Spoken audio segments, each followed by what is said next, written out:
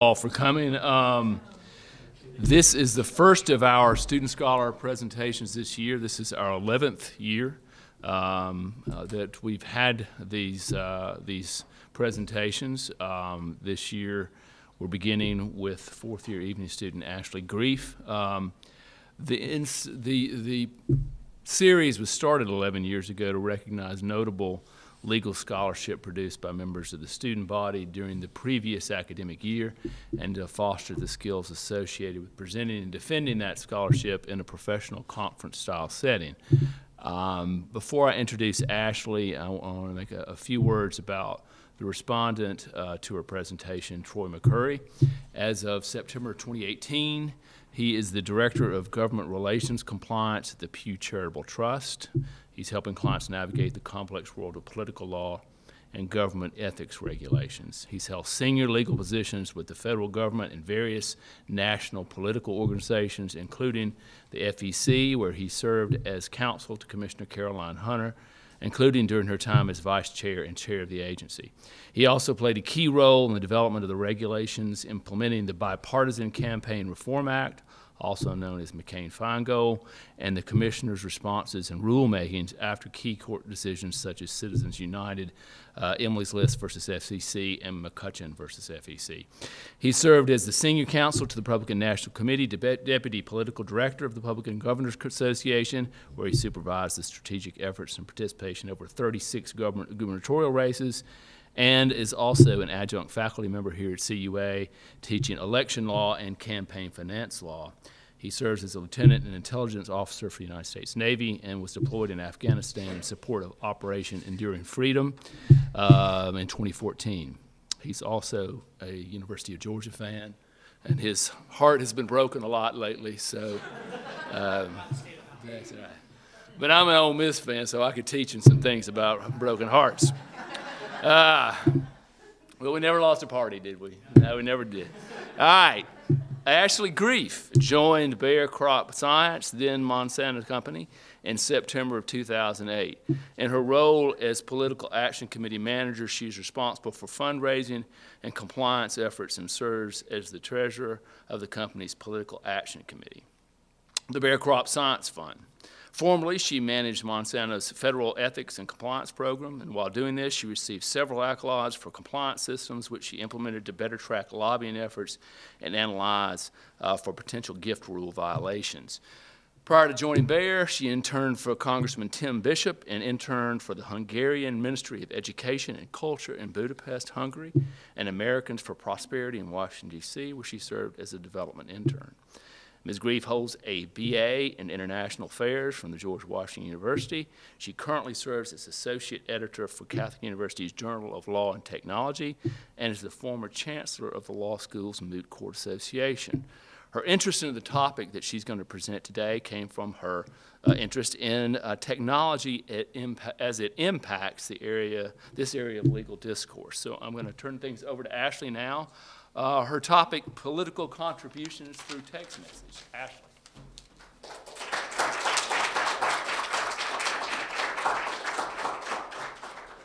Thank you all. I'm happy to see so many people here because I was worried nobody was going to show up. So it's nice to know that there's hopefully such an interest in campaign finance law. I always think that it's kind of such a just unique area, so I appreciate everyone coming. So just as a very basic overview, in 2012, it was, actually we're very lucky because we have one of the original writers of one of the original advisory opinions, Brett Capel here, and through that, they were able to do text messages through political campaigns. So I'll get into that a little bit more, but I just want to give a general introduction of what we'll be talking about. So the term text giving is referred to donations that you're giving through your text message, whether it be political or charitable. And there's two types, and we're really going to get into that later on, but there's text to give and then text to donate. So text to give is the one where you simply have a small code, you text it to the number, and automatically that donation is going to go right through to your phone bill. The benefits of this is it's fast, it's instantaneous, you don't really have to think about what you're doing. Some of the negative sides of this are you're really limiting the amount that you can get from those contributions to that $5 or $10 level. And the time to then receive that money could be 30, 60, or 90 days. You're also waiting on somebody to pay their phone bill, so if somebody's late in paying their phone bill, you're also late in getting your donation. On the other side, you have the text to donate model. So this one is where you would still send that short code to the number, but instead they'll probably send you a link. And you're gonna go to that link and fill out more information. The good news is you can give a lot more this way, but also for some of the benefits that we'll get to later, you can enter your credit card information, and it's gonna help the party who's receiving that donation track you and know who is actually contributing that money. So some of the notable campaigns I wanted to just highlight from the charity aspect is probably most of you remember the Haiti earthquake back in 2010. And you would have all these commercials across where the Red Cross was raising money for Haiti. So all you had to do was donate $10, went right to your bill. So they actually managed to raise $43 million this way. So that's pretty impressive if you think about how many people were doing that in $10 increments. Keep a Child Alive was actually an Alicia Keys charity. So at her concerts, she would encourage people to donate that way. And she managed to raise $40,000 through $5 and $10 contributions. And then, of course, since the Super Bowl is coming up this week, I'd be bad to miss the United Way, an NFL version, where following a 10-second ad, they got about $10,000 from 20,000 contributors. Sorry, 2,000 contributors. So those would have been $5.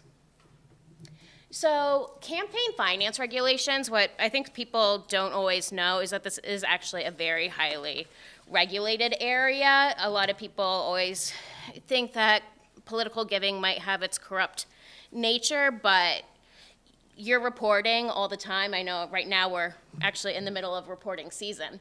So a contribution is a gift or anything that's made with the purpose of influencing any election. And I should also note that actually this definition is underneath a comment period right now with the FEC, so it may slightly change. Then the FEC every 2 years adjusts the contribution limits for different groups. In this presentation, we're really going to talk about individuals, which is why I highlighted those limits.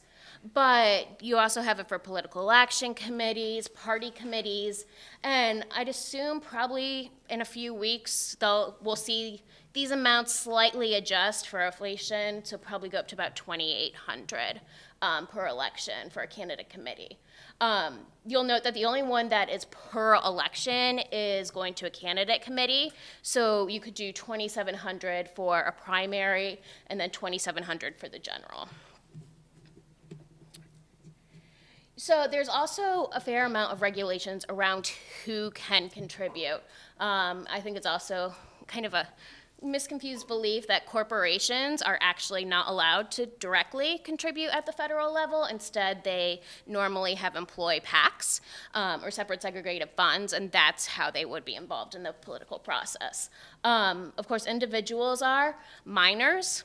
I don't think a lot of people know that, but if it's purely voluntary and it's their money, they're allowed to contribute. It was actually also decided that Indian tribes could contribute. So it's kind of interesting when you're reading about who and who cannot do it. And some of the ones that we're really going to want to pay attention to in this presentation are the federal government contractors, foreign nationals, and then contributions that could be made in the name of another person. So when you're looking also at the regulations, there's a fair amount that will be disclosed, especially if you are getting an aggregate total of more than $200. So the treasurer of a political action committee needs to make sure that they're noting the donation amount, the date of donation, the name of the donee, their mailing address. And again, if it's over $200, they actually need your occupation and your employer.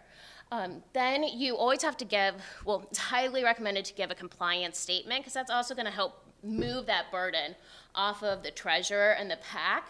And the FEC has given several recommended statements that then you can kind of tweak to your thing. And also I find it's great to give people a heads up that you will be reporting their mailing address, because it becomes public record then. And all FEC reports are made public pretty much almost instantaneously, so you can look up all that money.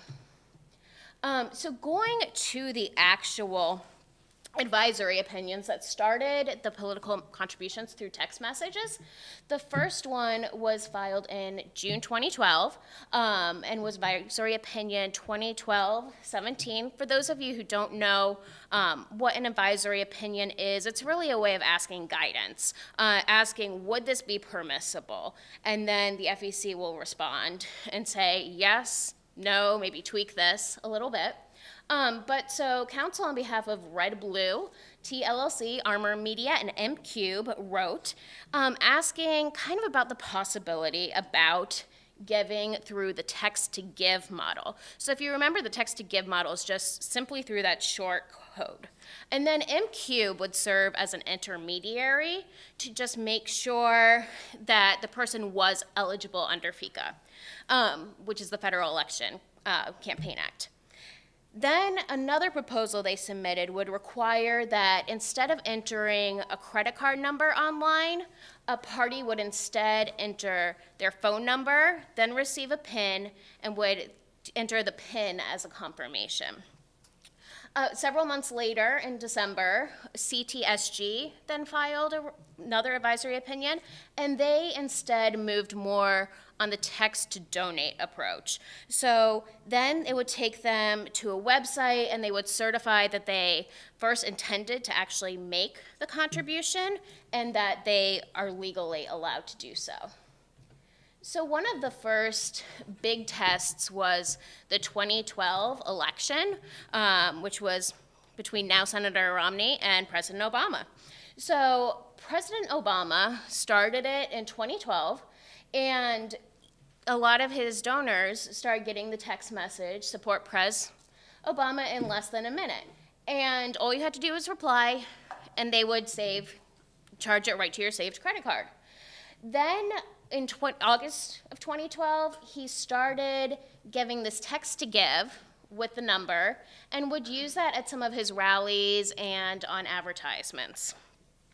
This was a way, as now Senator Romney said, that people can make contributions in seconds and not even minutes. So definitely more effective, not as much thought, not having to follow up.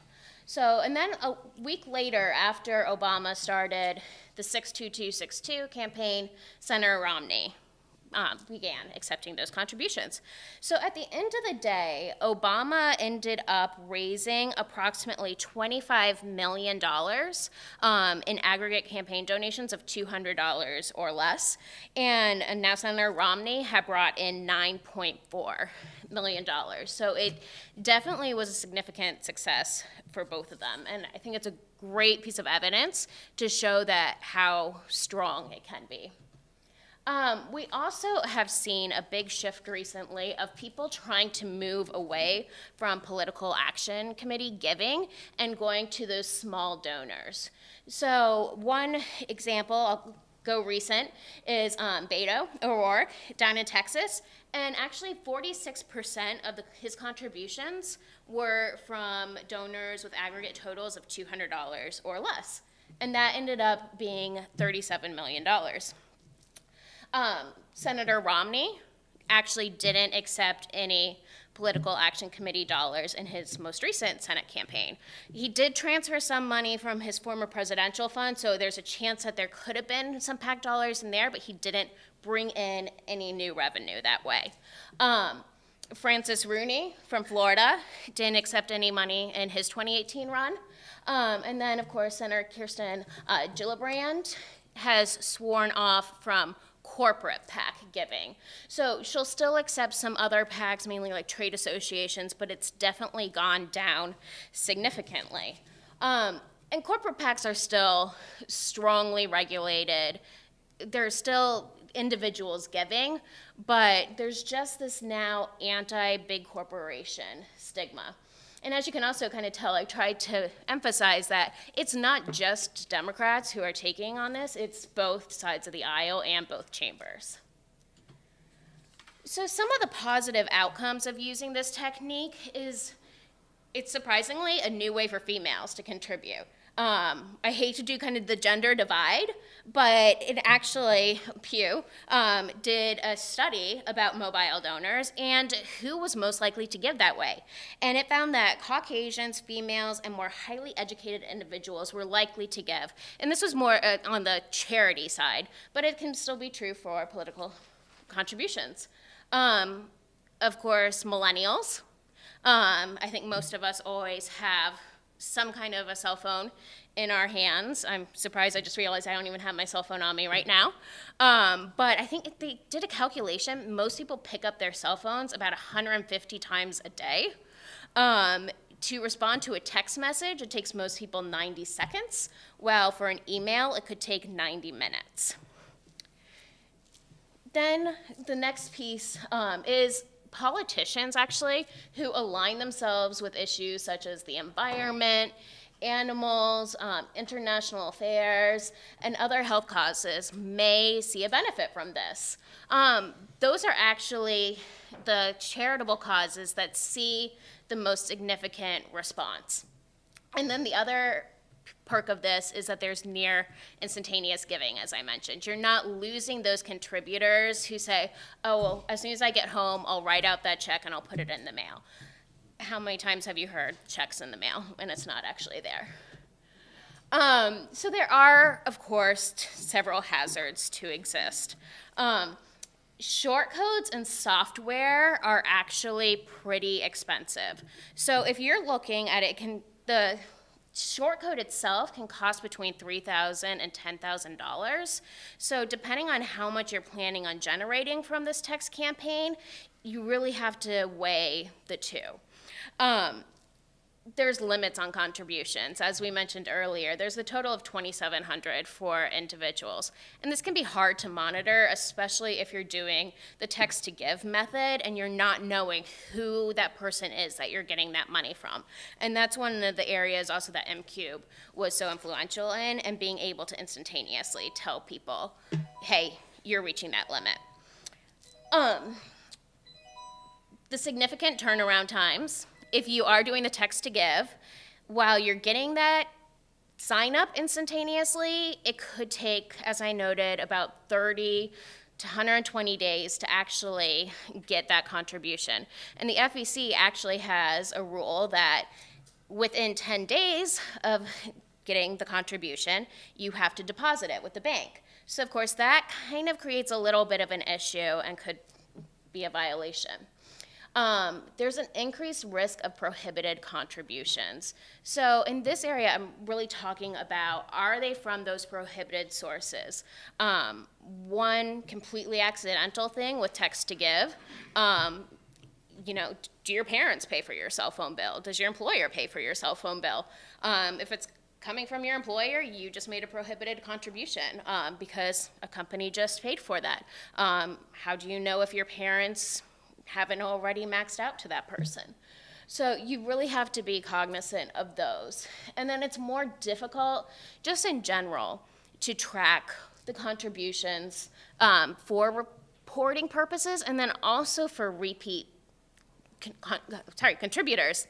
And once you can identify those repeat contributors, you want to keep on going back and trying to engage them more, because those are going to be your top champions.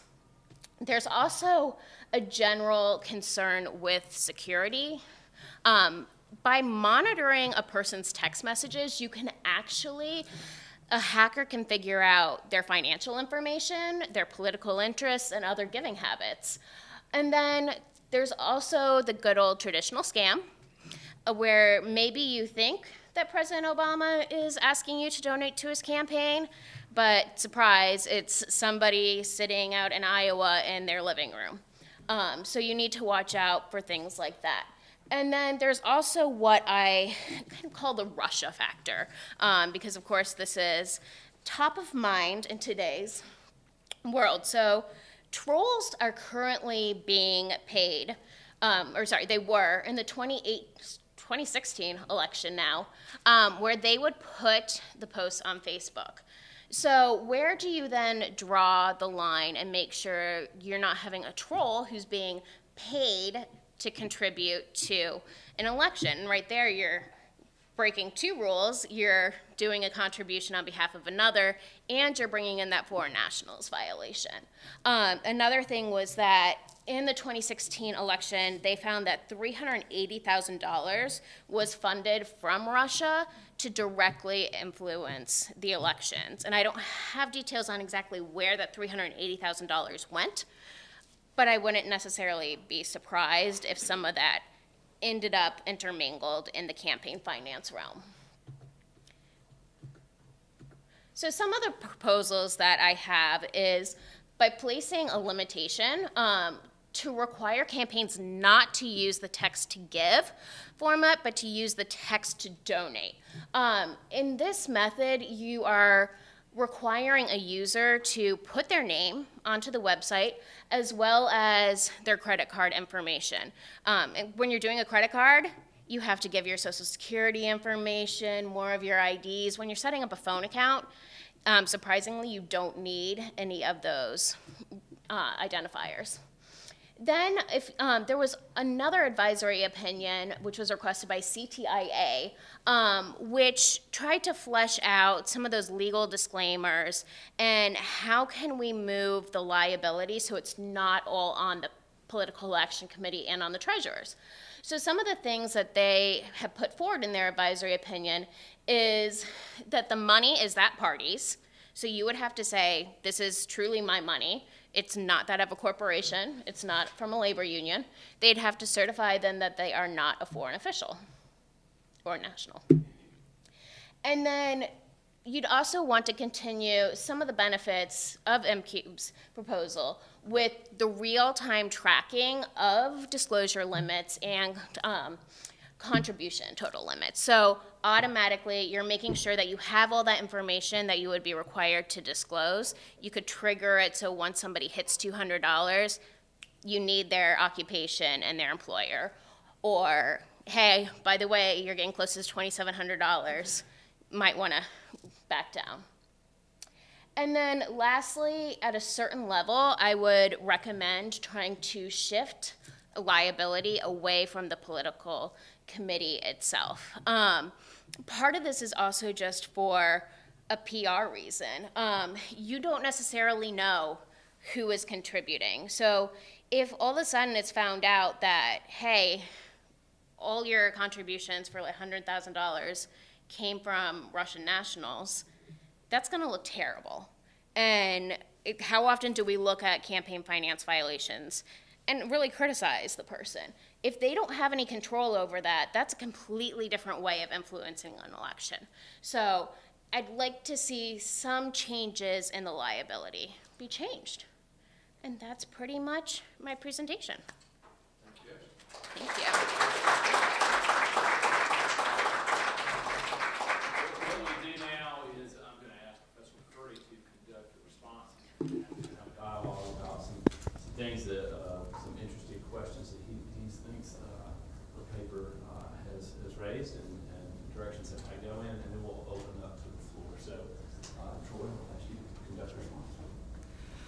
Well, I'd like to start just by first commending Ashley for picking such a great topic. I'm not sure if it's by luck or serendipity or just a lot of forethought, but this obviously is a topic in this area of the law that kind of converges on many really important issues. You know, as you talked about in politics, the emphasis on low dollar giving and the move away from PAC contributions is part of this. And also just the growth of technology in politics as well. So you've got that kind of interchange. And then the third kind of factor, which has become more of a factor, is this kind of security in the elections as far as giving is concerned as well. I will say that I like the topic as well because for me, it actually pushes against my grain of where I usually lie ideologically on these issues against my kind of first principles. So anyone that's taken my class knows that we kind of, divide these things up as like First Amendment rights under the Constitution to engage in political campaigns. But then you've got the issues of corruption, appearance thereof. So I've actually dealt with this issue at least since 2008, which has kind of been overdeveloped by the 2016 election, where in 2008, no one really remembers this now, there were some allegations that cash cards had been used, bought in certain inner cities and just passed out, and people had gone and made political contributions to the first Obama campaign.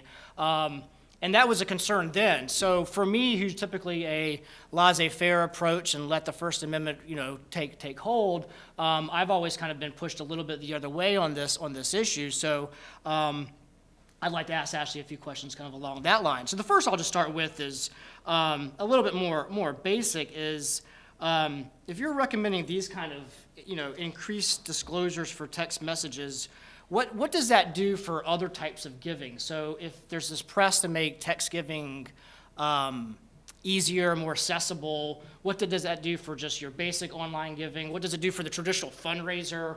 What's kind of the, this, if you're not aware, raising money for politics is a huge business. Going in this direction would change that business model. How does that, how do you respond to that? Thank you. And in no way am I recommending a complete bar. The problem is if you were to keep on adding restrictions, you would effectively completely shut off any type of technological giving, which would be catastrophic.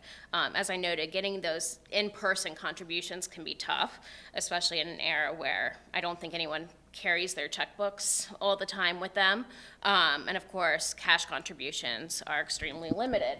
And that's part of why I want to increase shifting that liability, to allow for these models of the internet giving and the text message giving, so that if people are truly saying, I'm not a foreign national, I'm not exceeding the limits, and the political committee can show that they've done their due diligence, I don't think that they should be held completely responsible if there was an accidental violation. So just to follow up on that, so let's play that out a little bit. So right now, it's law really of who that liability lies with, right? So what are your suggested ways of approaching that, to change that, to shift liability? The way I view it is liability can be had in multiple places. First is where it traditionally lies, is with the political committee. They are the ones receiving that money, and if they're receiving money they shouldn't be, that's a problem for them. So there's kind of where we are now, the status quo. The other side of that would be put the liability entirely on the giver. I swear to you as much as I can, by clicking this button, I'm allowed to do this. So there's that. And then the third kind of party in this are the intermediaries. As Brett knows, as he represented, the ones that kind of deal with the interchange between clicking the button and at least zeros and ones of cash ending in in a political committee's bank account. There's a processor that deals with that, multiple processors. So you kind of get that third party group. So in order to shift the liability away from the political committee, what kind of changes would you suggest that should be made? Are those at the most basic level with advisory opinions, or does it need to be regulatory? Does Congress actually need to get involved here to make these kind of changes? Sure. So the first thing I'll address a little bit is the third-party intermediary, just because the FEC has already addressed that in some of their advisory opinions, and they have tried to make that person completely immune from any liability. So you would have to completely restructure that if you wanted to overturn that advisory opinion. I'm supportive of course, an agency having the ability to make their decisions and not constantly being regulated by Congress. So I feel like it should be made through an agency decision. I think when you're going to move that process and change that liability, you are going to have to probably set up a stronger structure to moving that liability, because if somebody's saying there's someone else online or getting a fake credit card or whatever, you're never going to track that person down. But you just need a way to ensure that it's not 100% on the campaign committee. So having worked at the FEC, and I will say part of that liability shift is from the good lawyering from Brett to make sure that was the case. But having worked at the agency, dealing with technological issues like this, and so for everyone's edification, a lot of this, as Ashley mentioned, is from FECA, the Federal Election Campaign Act, which was drafted in the 70s, right? It was after Watergate, and there's been some amendments there, but by and large, all of this was written in the 70s, so technology in the 70s. And that is something that the FEC has to deal with, is they're dealing with the statute that's that old and hasn't really been updated for a lot of reasons, and for some that are not really good reasons. But how does an agency address those issues? We're talking about text messages, and even the type of phone that we use now versus what was there in 2012. How does an agency deal with the current state of technology and new things, right? So Brett, I think when you put in the advisory opinion request, Apple Pay didn't really exist, right? You put your thumb on the thing and you've paid for something. PayPal probably did exist, but Amazon Pay I don't think did. So how does the agency deal with this kind of brand new open spaces without having to revisit the stuff every 2 years, 3 years, however fast technology changes? So a certain amount of these rules are codified in the CFR, especially when you're looking at who can contribute and those specific details. So in order to make those changes, and for instance, what's going on with the definition of a contribution, you are going to have to go through that proposed rulemaking and submit it for comments. And so I think this will be my last one before we start opening it up to the floor. So just to kind of go back to that kind of liability, right? So from what I understand, your proposal would be that in order to remove liability, it would require some change, but to remove liability from the political committee, a selection of a text box would occur.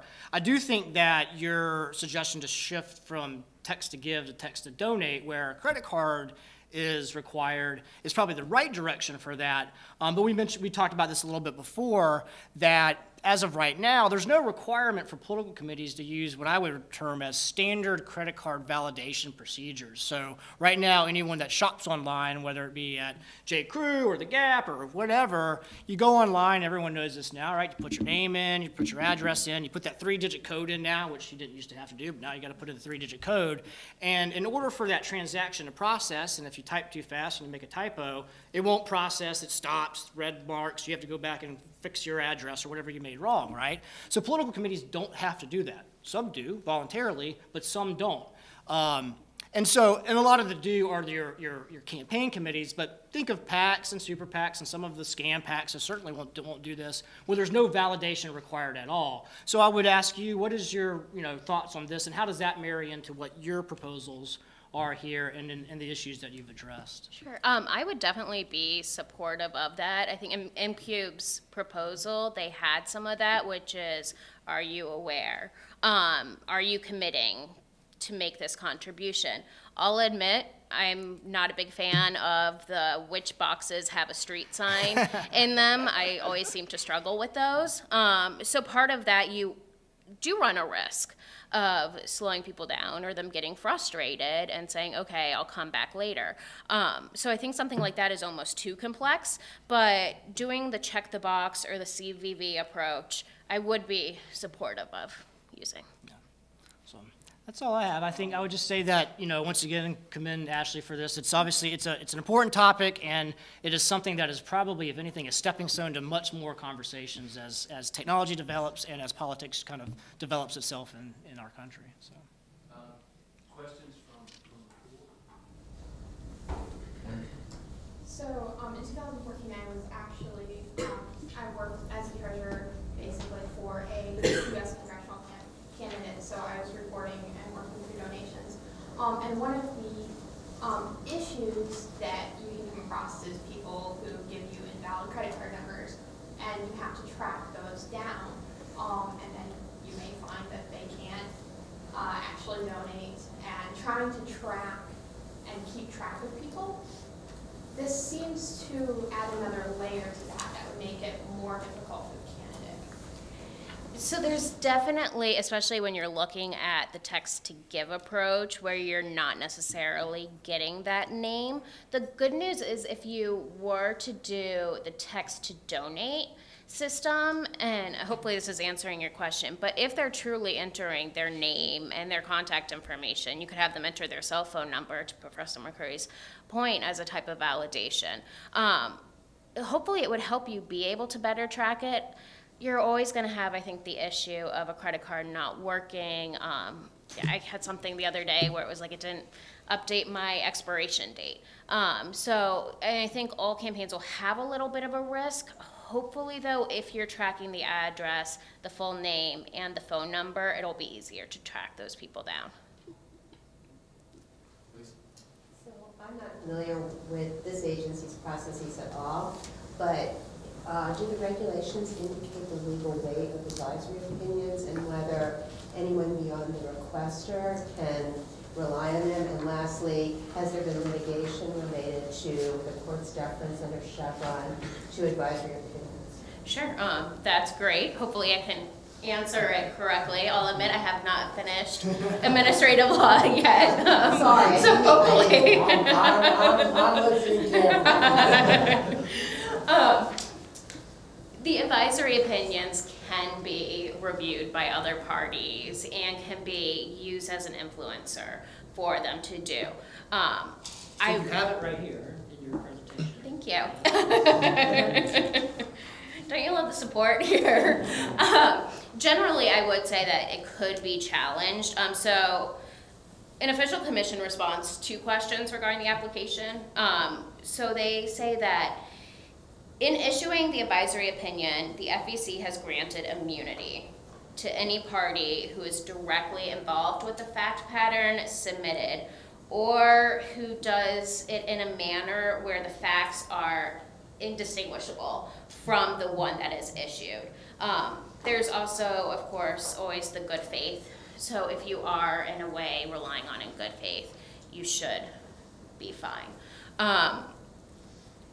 Are you able, am I allowed to ask him for assistance? Can I phone a friend? Yeah, so, yeah. For the Chevron deference portion. Just to add, so yes, advisory opinions do, as long as it's material, not materially, is indistinguishable in material aspects, and each commissioner has, as they do, their own internal interpretation of what is material. Some are broader than others, I'll say. As far as Chevron deference is concerned, so the FEC is obviously a very strange agency. It's one of the few that has split number of commissioners, even split commissioners. There's 6, typically 3 and 3. There's only 4 sitting right now. And there's been some strange litigation of like how deference is given to agency advisory opinions when there's been a deadlock. The short answer is that if there is an advisory opinion given, the holder of that opinion, so Brett's client in this instance, or any others that are indistinguishable in material aspects, it's hard to challenge that. The way that it would be hard to challenge the advisory opinion. For the way that would be challenged, to be as short about it, is someone would have to rely on the advisory opinion, then someone would have to file a complaint against that person for still violating the law. The FEC would definitely say, nope, they didn't violate the law, we gave them an advisory opinion, and then that person, the person who filed the complaint would have to sue in court and say, these people are breaking the law, and the FEC was wrong in giving this advisory opinion, and all of that would have Chevron deference. Thank you. If I could just say, I think what we're talking about is not Chevron deference, but OR deference. AUER, which is the deference you give to interpretive or advisory opinions. And we'll know more about that this year because the Supreme Court late in March is hearing a case about whether OR deference should continue. Thank you. Good. Thanks. Steve? You're recommending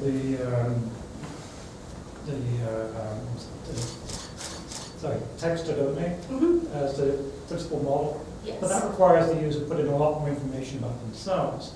So what regulations are in place concerning how that information can be used by the parties?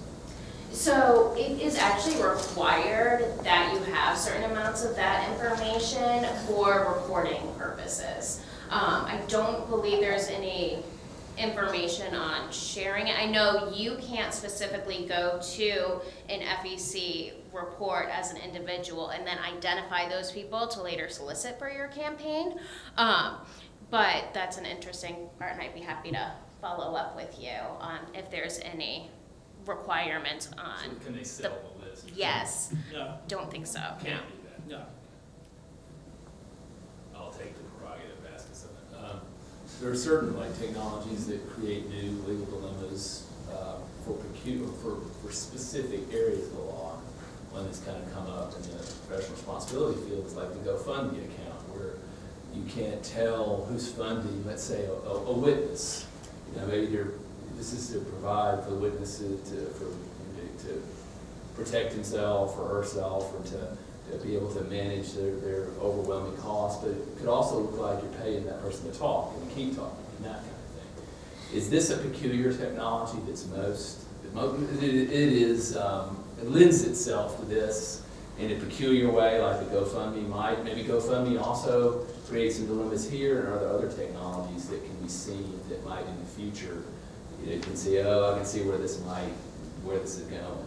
Sure. So with the technologies, I think where I would draw the line is how much information can you gather about the donor. So if in GoFundMe you have no way of knowing the person's actual name and their actual way to follow up with them on that information, I would say that's probably not going to be permissible at the FEC level. But places like Facebook, which poses its own challenges, that would probably be an easier way to give. I know earlier we were also talking about the Venmo idea. And so if you are truly linking your Venmo account to your bank account and it has your name, and you're able to say, hey, I'm a US citizen, that might be a beneficial way to start moving forward because you're getting some of those more structured requirements.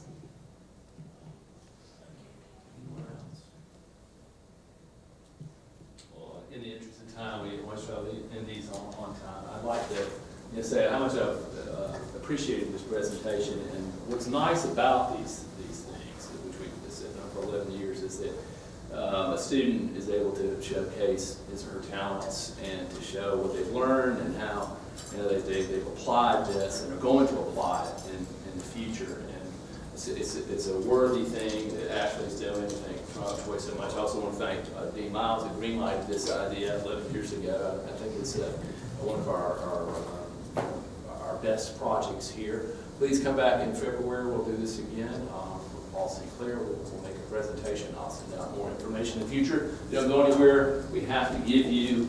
Where is it, David? Did you move it? Where's the plaque? There it is. Here's the plaque. Nothing is ever finished. You get a piece of simulated wood with your name on it. So, Ashley, thank you so much for being our first presenter of Student Scholar Series today. Thank you all for coming.